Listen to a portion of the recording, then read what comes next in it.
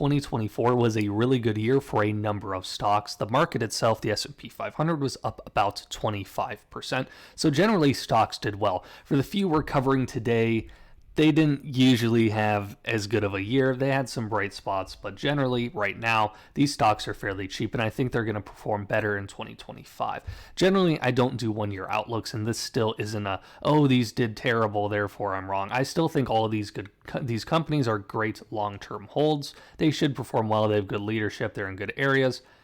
They're fairly cheap, but I do think if there's any stocks that are going to rise in the short term, I think these few are it. Lam Research is the first one we're going to be looking at. This company does a lot in the semiconductor field. They provide resources to companies like TSM and Samsung, which do wafer fabrication. They do 3 nanometer, 2 nanometer, the high-tech stuff that they give to NVIDIA, which NVIDIA uses to make their AI-powered chips. So Lam Research is a key component in all of the AI infrastructure and that sort of stuff. Without them, there is a key cog of the machine missing. So I think they're going to do well in the long term in that sense. But in the short term, we can see they're down 5% over the last year. And they peaked, lots of semiconductor stocks did peak around this time, but they peaked at 111. We're sitting at 74 right now. So there's a lot of room to run. And we can see the PE is 23 or 24.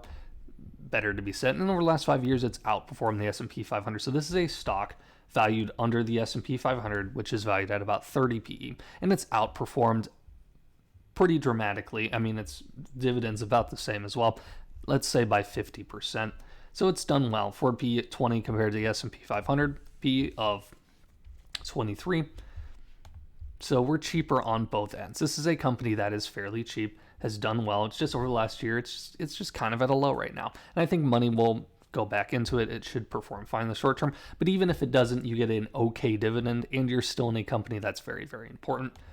I assume it's going to do well. AMD, I covered before as a cheap stock. Generally, I don't like to cover things more than once. However, in this video, we are, just because AMD really does hit that mark for me. I would be shocked. If there wasn't a period of time in 2025 where AMD was above 130 and probably fairly dramatically. If we zoom out of the 5 years, it often has ups and downs, and maybe it will be a down year, but I would be really surprised if over the long term AMD was down in the dumps. It's a company that has very, very good leadership. Is it going to compete at the upper end with NVIDIA? I don't expect it to. And even if it doesn't, there's still a lot of money to be made. Even if they carved 10% of the market share out of AI chips, they'll do well. And even if they had none of it, it's still probably a company that's doing well. They do a lot of the processors, a lot of the CPUs in data centers and all that. They're a very key component of that, and that element of it is still growing dramatically. I think they're up like 140% year over year or something in like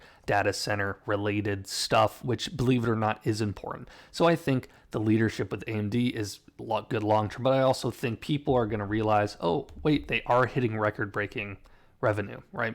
So I think they're going to do well in the short term. Like I said, even if they don't, this is a good company to hold long term. I have lots of money in it, so if I'm wrong, I lose money too. But I think it'll be fine.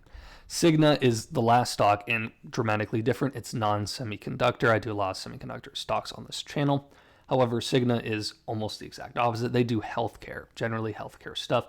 Healthcare isn't the most attractive business. However, it is safe, it is stable. People are going to need healthcare. Full stop. That's the reality. We have an aging population in the United States. People use healthcare-related services. That's not going away ever.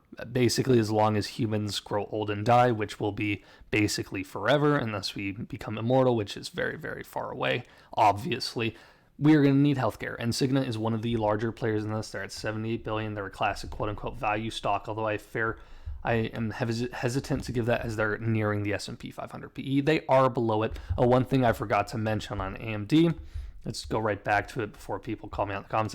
Their forward PE is much better than what their PE looks. Forward PE or PE looks bad because of the merger or the basically buying out of Zilnex, which they're writing off money in the way they calculate PE. It looks worse than it is. AMD is not a crazy. Now, is it super cheap? No, it's not super cheap PE-wise, but it's not crazy expensive, especially when you consider how they grow. Anyways, back to Cigna.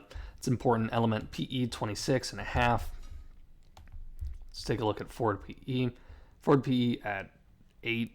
I don't know if it's quite that dramatic, but they're growing faster, and I think they just had a couple quarters where things were wonky, but their PE is probably closer to 10. But even let's just say it's 25. This is still a stock that pays a good dividend, 2%.